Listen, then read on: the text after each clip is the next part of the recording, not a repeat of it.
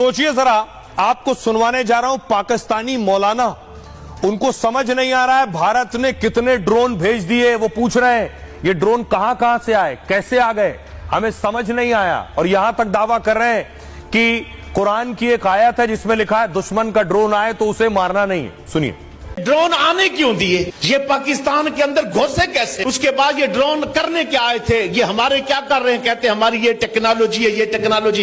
इन्होंने तो ऊपर मार ही नहीं गिराए, इन्होंने तो ऊपर मार ही नहीं गिराए। अगर वाघा बॉर्डर से आए, अगर जनाबे वाला शकरगढ़ से आए, अगर सियालकोट से आए, अगर पीछे से कराची की तरफ आए, तो ये ड्रोन कैसे आ गए, तो इन्होंने अंदर तक कैसे आने दिए, एक फैसल मस्जिद तक पहुंच गया।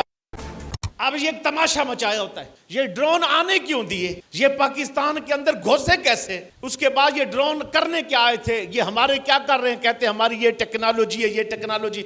इन्होंने तो ऊपर मार ही नहीं गिराए। अगर वाघा बॉर्डर से आए, अगर जनाबे वाला शकरगढ़ से आए, अगर सियालकोट से आए, अगर पठानकोट से गुजर के बहावलपुर और बहावलनगर और फोर्ट अब्बास उस तरफ गए, अगर पीछे से कराची की तरफ आए, तो ये ड्रोन कैसे आ गए, तो इन्होंने अंदर तक कैसे आने दिए, एक फैसल मस्जिद तक पहुंच गया। ये क्या है?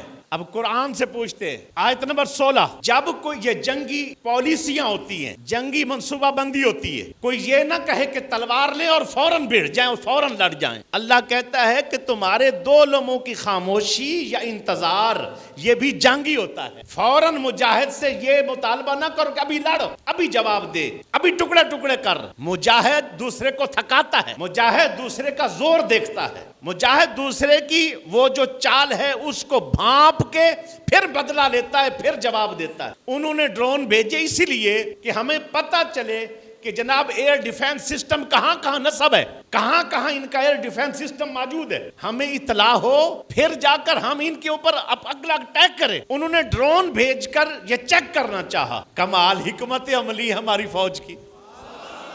आइन बिल्कुल कुरान के मुताबिक, सूरह अनफाल आयत नंबर 16, कुरान के मुताबिक ड्रोन भेजते गए, उन्होंने छेड़ा ही नहीं। वो अंदर दाखिल हो गए, कई एयर डिफेंस सिस्टम क्रॉस करके उन्होंने करने दिया। जब देखा कि अब यहां तक आ गए हैं, किसी को कोई नुकसान नहीं पहुंचने वाला, उन्होंने छोटे मोटे शुरलियों मुरलियों से, किसी ने गन से मार दिया, किसी ने किसी और, यानी मेन जो सिस्टम थे उससे नहीं गिराए ताकि दुश्मन को पता ना चले।